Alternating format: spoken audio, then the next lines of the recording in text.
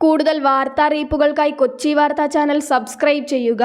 മന്ത്രിയും ജനകീയ CPM നേതാവുമായ കെ രാധാകൃഷ്ണൻ LDF സ്ഥാനാർത്ഥിയായി എത്തിയതോടെ രമ്യയുടെ സാധ്യതകൾ അടഞ്ഞെന്നാണ് ആലത്തൂരിലെ കോൺഗ്രസ് നേതൃത്വം വിലയിരുത്തുന്നത്. കഴിഞ്ഞ തവണത്തെ പോലെ അനായാസം ജയിക്കുന്ന സാഹചര്യമല്ല ഇപ്പോൾ മണ്ഡലത്തിലുള്ളതെന്നും MP എന്ന നിലയിൽ രമ്യയുടെ പ്രകടനം ശരാശരി മാത്രമാണെന്നുമാണ് കോൺഗ്രസ് നേതാക്കൾക്കിടയിൽ പൊതുവെയുള്ള അഭിപ്രായം. രമ്യയ്ക്ക് പകരം മറ്റാരെങ്കിലും സ്ഥാനാർത്ഥിയാക്കണമെന്നാണ് ജില്ലാ നേതൃത്വം ആഗ്രഹിക്കുന്നത്. എന്നാൽ എല്ലാ സിറ്റിംഗ് MPമാർ മത്സരിക്കണമെന്ന AICC നിലപാട് തിരിച്ചടിയായിരിക്കുകയാണ്. സിറ്റിംഗ് MPമാർ അതാത് മണ്ഡലങ്ങളിൽ വീണ്ടും ജനവിധി തേടണമെന്ന് AICC നേതൃത്വം ഉറച്ച നിലപാടിലാണ്. ലോക്സഭയിൽ ആലത്തൂരിനു വേണ്ടി സംസാരിക്കാൻ രമ്യയ്ക്ക് കാര്യമായി സാധിച്ചില്ല. മാത്രമല്ല സംഘപരിവാറിനെതിരെ രാഷ്ട്രീയ പ്രസ്താവന നടത്താൻ പോലും രമ്യ തയ്യാറായിട്ടില്ല. ഇതെല്ലാം തിരഞ്ഞെടുപ്പിൽ തിരിച്ചടിയാകുമെന്നാണ് ആലത്തൂരിലെ കോൺഗ്രസ് പ്രവർത്തകരുടെയും വിലയിരുത്തൽ.